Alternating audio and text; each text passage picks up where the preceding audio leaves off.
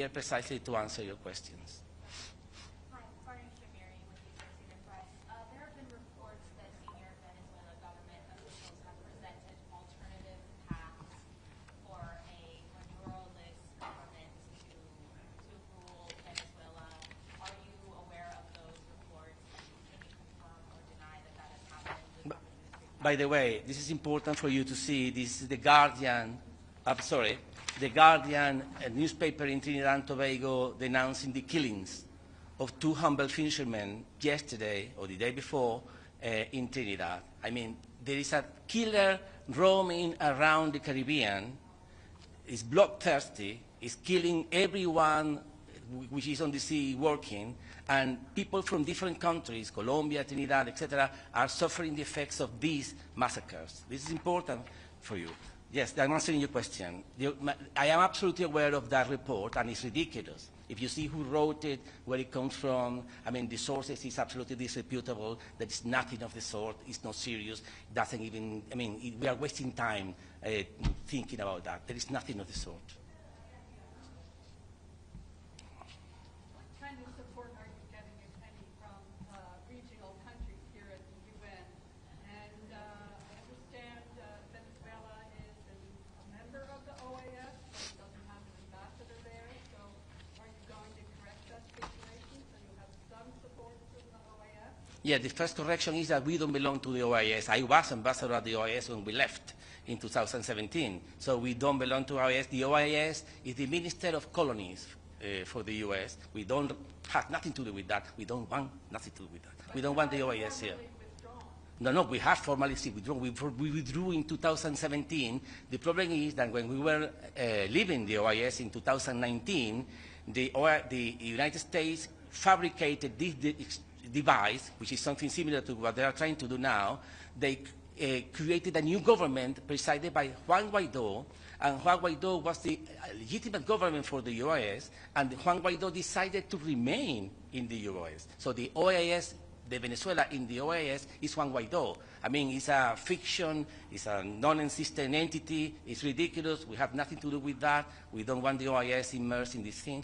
So the first thing is the OAS. Most important than the OAS is the non-aligned movement. The non-aligned movement held a ministerial conference over the last 3 days in Kampala, Uganda, and the 124 countries of the non-aligned movement signed a special declaration on Venezuela supporting the Venezuelan claim that there is a threat against Venezuela by the United States and also to the whole region, and they are expressing their concern. They are calling to withdraw the forces, aggressive forces from the region, and they are supporting Venezuela's right to territorial integrity and sovereignty. I mean, we count with the support of 124 countries, which are 2/3 of the United Nations, and this declaration was approved yesterday in Kampala, Uganda. So we feel that we have a strong support within the UN and even in the region as well. You have a message directly to Donald Trump? No, I have no message to Donald Trump. I have a message to the American people, and even the government included, but not special to him, directed to him. Endless wars are bad for everyone. Wars are bad for everyone.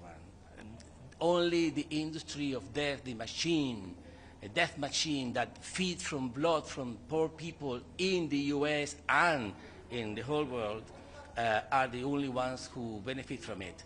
The American people, we know, we see, the polls, we see that they don't want war. They are against endless war. Even the president won the elections with the promise of finishing or ending the endless war. We don't want war. This is a fabricated conflict. We are in no conflict. It's something important because they are escalating warring parties. There is no escalation on our part. We are living in peacefully and in unity in our territory. We are not messing with anyone, but there are forces trying to attack, as they just announced, Venezuelan territory, not just the international waters, but also Venezuelan territory, which will be a new scale, totally different in gravity and in seriousness. Our message is there is time to stop this madness. We want to work with everyone. We don't want war, and we know that American people don't want war, even less against Venezuela, with all the history among our countries. Ambassador, following up, which countries in South America and the Caribbean support? Yeah. Well, all the ALBA countries, which are 9, Bolivia, Cuba, Nicaragua, the Caribbean countries, the Eastern Caribbean countries, etc., but Honduras, but also, apart from ALBA, the President of Colombia has been absolutely clear, crystal clear in his rejection of this attack, and even the government of Brazil has also said that they are against any militarization of the region. It's a region of peace, but more than that, I haven't seen one single country in the region which support nuclear submarines in the region. We are a nuclear-free region, and there is no one supporting nuclear military assets in the region. And in that sense, I mean, they are supporting our cause. We are exactly against that. Now, we are not alone. That's something important. This pariah country, which everybody hates, it's not like that. Perhaps Fox News, but as we all know, Fox News is not a news channel, it's an entertainment channel. That's why they say themselves that they are an entertainment channel. Every time they are challenged in court, they say, no, we are not news, we are entertainment. Well, that entertainment channel is one of those who repeat this kind of absurdities. In your statement regarding the Security Council, I understand you are requesting a statement from the Council emphasizing your sovereignty, but obviously there's one country that will not go along with the statement, so what do you see coming out of this? No, we are working at the Security Council, and we will remain working at the Security Council, because we want everyone to see through what's going on here.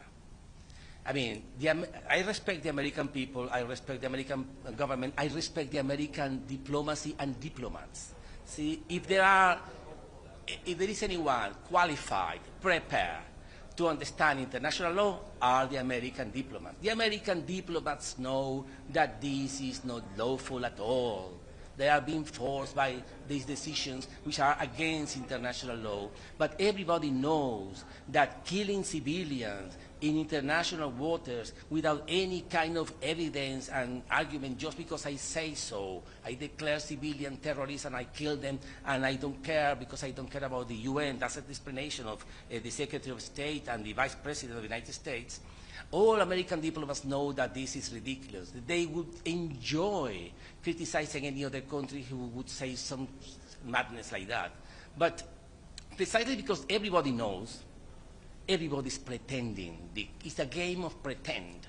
Everybody's pretending that they don't understand, that they need more investigation, we need to find out, we need to learn more, we call for peace. Everybody knows what's going on here. There is a killer prowling the Caribbean, bloodthirsty, looking for wars, and there is no justification at all. They are fabricating a war. And everybody should stop pretending that this is a complicated matter and face the truth. The emperor is naked. Nobody dares to say it, but the emperor is naked. They are going for war for no reason. So yesterday,